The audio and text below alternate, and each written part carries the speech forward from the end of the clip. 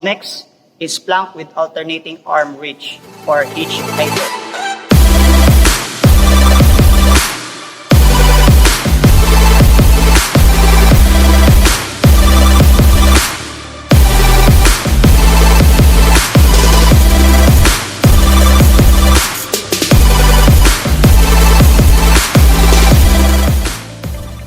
So for that exercise, we need to lay down with our elbow planking position. Make sure that our elbow is on 90 degrees. Our shoulder, hips, and feet are aligned. Okay? Don't forget to brace our core. After that, we need to stretch our arms. It's right first, okay, and left.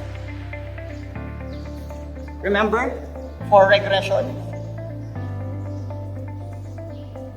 you can fully stretch your arms, planking position, hitch, and left. For elbow plank, 10 seconds, and left. Okay.